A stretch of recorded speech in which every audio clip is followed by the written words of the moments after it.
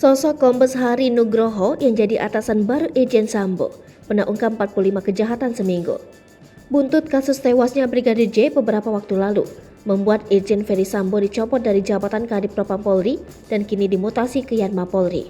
Kini ia menjadi anak buah dari Kayanma Polri, Kombes Hari Nugroho yang memiliki karir cemerlang.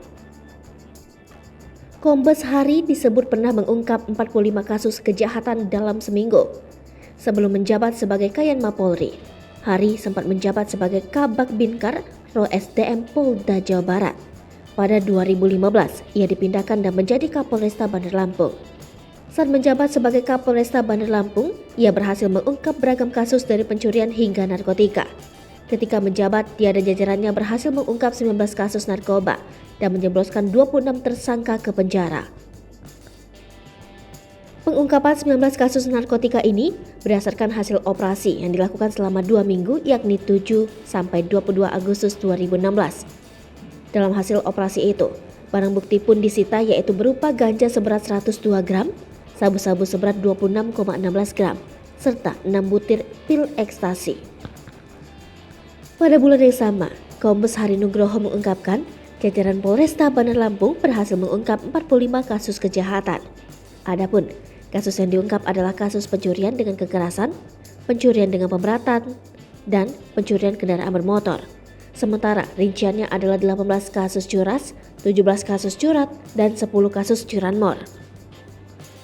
Setelah menjadi Kapolresta Bandar Lampung, ia dimutasi dan menjadi Kabid Propam Polda Kalimantan Barat. Kini, Kombes Hari Nugroho menjabat sebagai Kayanma Polri sekaligus sebagai komandan dari Ferdy Sambo.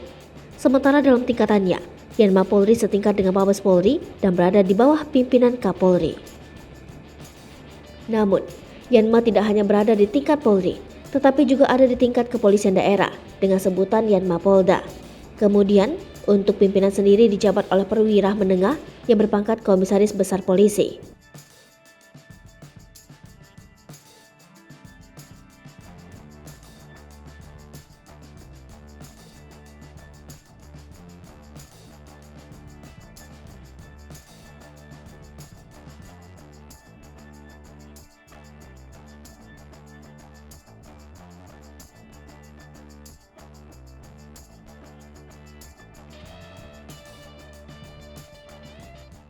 Hai pemirsa Selipopo TV, jangan lupa komen, like, dan subscribe, serta tonton terus berita-berita